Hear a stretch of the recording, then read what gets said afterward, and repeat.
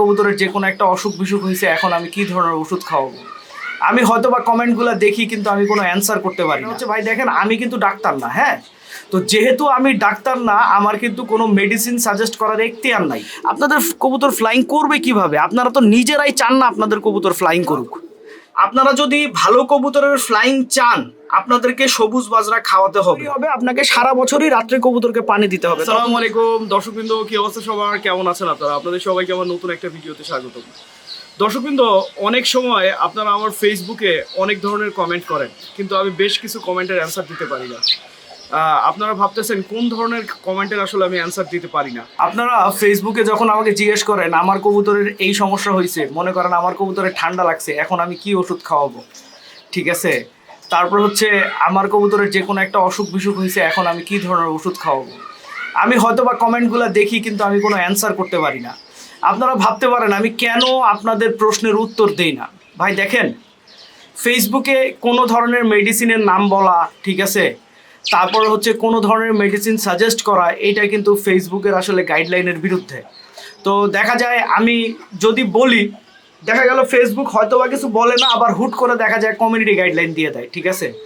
তো এই কারণেই আসলে আমি আপনাদের এই কমেন্টগুলোর অ্যান্সার আমি দিতে পারি না। এর জন্য আপনাদের কাছে প্রথমেই ক্ষমা চেয়ে নিচ্ছি। তবে ইউটিউবে আপনারা যখন কমেন্ট করেন, আমি চেষ্টা করি বলার, অনেক সময় পারি না। অনেক সময় কেন পারি না সেটা আপনাদেরকে একটু বুঝতে হবে। সেটা হচ্ছে ভাই দেখেন, আমি কিন্তু ডাক্তার না, হ্যাঁ। তো যেহেতু আমি ডাক্তার না, আমার কিন্তু কোনো মেডিসিন সাজেস্ট করার এখতিয়ার নাই। আমি চাইলেও কোনো ওষুধ আপনাদেরকে সাজেস্ট করতে পারবো না। তো আমি যে কাজটা করি, আমার ভিডিওতে সব সময় দেখায় দিই আমি আমার কবুতরকে ঠান্ডা লাগার জন্য বা যে কোনো সমস্যার কারণে কী ধরনের মেডিসিন আমি আমার কবুতরকে ব্যবহার করি। আমি একটা কথা খুব ক্লিন অ্যান্ড ক্লিয়ার বলি আপনাদেরকে, আমি আমার কবুতরকে যে ওষুধ খাওয়াই সেইটা আমি বলি, কিন্তু আপনারা সেই ওষুধ খাওয়ান এটা কিন্তু কখনোই আমি বলি না। যেহেতু আমি ডাক্তার না, সুতরাং আমার বলার এখতিয়ারও নাই, ঠিক আছে? তো এটাই হচ্ছে আসলে মূল কথা। আমি জানি না আপনারা কে কতটুকু বুঝতে পারলেন ব্যাপারটা। তো আমি আসলে চেষ্টা করছি আসলে বোঝানোর। আর একটা কথা, যে আপনারা যেই ধরনের প্রশ্নগুলো করেন, এই ধরনের প্রশ্নগুলোর জবাব আমার ভিডিওতেই থেকে যায়। তো আপনারা যদি ভিডিওগুলো ঠিকঠাক মতো দেখেন, তাহলে কিন্তু আমাকে প্রশ্ন করার কোনো প্রয়োজনই হয় না, হ্যাঁ। যখনই খাঁচার কাছে আসি, তখনই এই দুইটা বাচ্চা দেখলে ভাই খুব কষ্ট লাগে, বুঝছেন? এবং বর্তমানে এই দুইটা বাচ্চাকে ঠিকঠাক মতো বড় করা আমাদের জন্য বিশাল বড় একটা চ্যালেঞ্জ হয়ে দাঁড়াইছে। কারণ এই নর কবুতরটা যদিও আগে বাচ্চাগুলোকে ঠিকঠাক মতো খাওয়াইতো, এখন একেবারেই খাওয়াইতে চাইতেছে না, হ্যাঁ, একেবারেই ঠিকঠাক মতো খাওয়ায় না। আর হাতে মনে করেন দুইটা বাচ্চাকে খাওয়ানো, এত সময় কার হাতে আছে? কারণ এই সময় তো আসলে কবুতরের যত্ন নিতে হইতেছে, কবুতর ফ্লাইং করাইতে হইতেছে, কবুতরের পিছনে শীতে প্রচুর সময় দিতে হয়। তো এত সময় দিয়া তারপরে আবার কবুতরের বাচ্চার পেছনে সময় দেওয়া, ভাই অনেক টাফ একটা কাজ। তো তারপরেও আসলে চেষ্টা চালাই যেতেছি। আপনারা দোয়া করবেন যেন এই দুইটা কবুতরের বাচ্চা আমি বড় করতে পারি, হ্যাঁ। কারণ হচ্ছে আমার খুব পছন্দের মাদি কবুতরের বাচ্চা ছিল এগুলা, তো মাদি কবুতরটা মারা গেছে। অটোমেটিক মনের ভেতরে ভাই কষ্ট আছে, ঠিক আছে, কিন্তু তারপরও আমি জানি না শেষ পর্যন্ত আমি সফল হব কি হব না। যেদিন থেকে আসলে আমি নর কবুতর এবং মাদি কবুতরগুলো আলাদা করে দিছি পাঠা কবুতরগুলো করার ক্ষেত্রে, আমার এই কবুতরগুলো সারাক্ষণ চুপচাপ বসে থাকে। তার মানে এদের মন এত বেশি খারাপ যে তোরা আমার সাথে এটা কি করলি, কেমনে করলি, ব্যাপারটা অনেকটা এরকম হয়ে গেছে, বুঝছেন?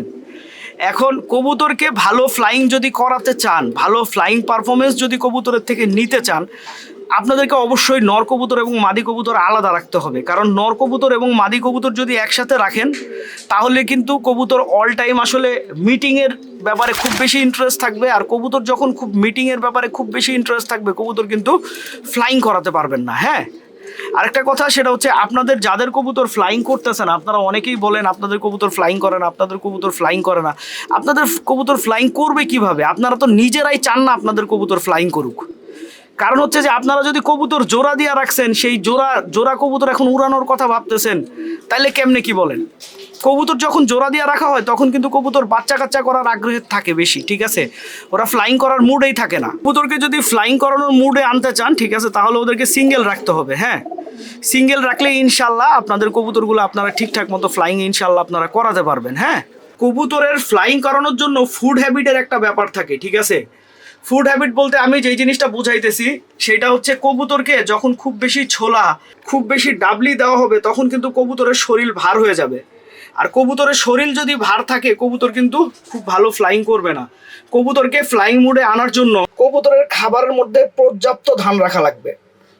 কারণ হচ্ছে আমরা আসলে আমাদের কবুতরগুলোর মোল্টিং করাইছি, মোল্টিং করানোর পরে কবুতরগুলোকে আবার মনে করেন ফ্লাইং মোডে আনতে চাইতেছি। তো ফ্লাইং মোডে আনতে চাইলে অটোমেটিক তাদেরকে তো মনে করেন পাতলা করতে হবে, শরীরটা ফ্লাইং মোডে আনতে হবে। ফ্লাইং মোডে আনতে হইলে ভাই ধানের বিকল্প নাই, ঠিক আছে? আর যারা আসলে কবুতরের খুব বেশি ফ্লাইং চান, ভাবতেছেন কবুতর রেসিং করাবেনই না, তাদের জন্য সবুজ বাজরা খুব ভালো একটা সমাধান হইতে পারে। এটা কিন্তু ভাই সবুজ বাজরা না, এটা হচ্ছে নর্মাল বাজরা। সবুজ বাজরা আমি কবুতরকে খাওয়াই না, কারণ সবুজ বাজরা খুব বেশি কবুতরকে খাওয়ালে হয় কি, কবুতর মনে করেন হালকা হয়ে যায়, তার মানে ওর রেসিং কোনো টেন্ডেন্সি থাকে না, ও শুধু ফ্লাইং টেন্ডেন্সিতে আইসা পড়ে। তো যাই হোক, আপনারা যদি ভালো কবুতরের ফ্লাইং চান আপনাদেরকে সবুজ বাজরা খাওয়াতে হবে। এবং আমি অনেক হাই ফ্লাইং করে যারা, তাদের সাথে দেখছি, তাদের খাওয়া ফুড হ্যাবিট দেখছি, তারা সবুজ বাজরাকে খুব বেশি প্রাধান্য দেয়। সুতরাং সবুজ বাজরাটা আপনারা যারা খুব বেশি ফ্লাইং করাতে চাইতেছেন আপনাদের খাবার লিস্টে রাখতেই হবে। আমরা যারা রেসিং করি, ঠিক আছে, অনেকেই কিন্তু কবুতরকে রাত্রেবেলা পানি খাওয়াই, কারণ কবুতরকে রাত্রেবেলা পানি খাওয়ানোটা খুবই গুরুত্বপূর্ণ একটা বিষয়। কবুতরকে যদি রাত্রেবেলা পানি খাওয়ানো হয় তাহলে কবুতরের খাবার যে হজমের যে বিষয়টা সেটা পারফেক্টলি হয়। তো অনেকে আবার কবুতরকে পানি খাওয়াতে চান রাত্রেবেলা, কিন্তু কবুতর পানি খায় না। কবুতরের এই রাত্রেবেলা পানি খাওয়ানোটাও আসলে অভ্যাস তৈরি করতে হয়। কবুতরের অভ্যাস তৈরি হইলেই কবুতর রাত্রেবেলা পানি খাবে। কবুতরের যদি রাত্রেবেলা পানি খাওয়ার অভ্যাস না থাকে, সেই পানি আসলে কবুতর খাবে না। তো অভ্যাস কিভাবে তৈরি হবে? আপনাকে সারা বছরই রাত্রে কবুতরকে পানি দিতে হবে, তখন দেখবেন কবুতর অটোমেটিক রাত্রেবেলা পানি খাচ্ছে। হ্যাঁ, আচ্ছা, এইবার আসেন হচ্ছে যে কবুতরকে রাত্রেবেলা পানি খাওয়ানোর প্রশ্নটা কেন বললাম। এই সময় কবুতরকে পানি খাওয়ালে অবশ্যই কবুতরকে কুসুম গরম পানি খাওয়াতে হবে। আমি বিশেষ করে রাত্রেবেলার কথা বলতেছি। রাত্রেবেলা কুসুম গরম পানিটা খাওয়ালে হবে কি, এখন তো ঠান্ডা পড়ে গেছে, রাত্রেবেলা আপনি যদি ঠান্ডা পানিটা এনেই কবুতরকে দেন, কবুতরের কিন্তু ভাই ঠান্ডা লেগে যাবে, ঠিক আছে? সুতরাং চেষ্টা করবেন হচ্ছে রাত্রেবেলা কবুতরকে কুসুম গরম পানি খাওয়াতে, তাহলে কবুতরের ঠান্ডাটাও কম লাগবে, প্লাস হচ্ছে কবুতরও ভালো থাকবে। আরেকটা কথা, আপনারা অনেকেই বলতেছেন যে শীত আসার পরে আপনাদের কবুতরের বাচ্চা মারা যেতেছে। হ্যাঁ, কবুতরের ছোট ছোট বাচ্চা মারা যাওয়ার পিছনেও রিজন হচ্ছে এই পানি। হ্যাঁ, কারণ হচ্ছে আপনারা যখন রাত্রেবেলা কবুতরকে পানি দিয়ে রাখেন, ঠিক আছে, কবুতর করে কি, ভোর সকালবেলা যখন সূর্য ওঠে সাথে সাথে ওই ঠান্ডা পানিটা নিয়ে কবুতর খায় এবং খায়াই তার বাচ্চাকে খাওয়ায়। এতে হয় কি, ছোট্ট ছোট্ট বাচ্চার অনেক বেশি ঠান্ডা লেগে যায়, ওই কবুতরের বাচ্চা আর রিকভারি করা যায় না। তো কবুতরকে অবশ্যই পানি খাওয়ানোর ক্ষেত্রে এই মুহূর্তে এই জিনিসটা আপনাদের ফলো করতে হবে।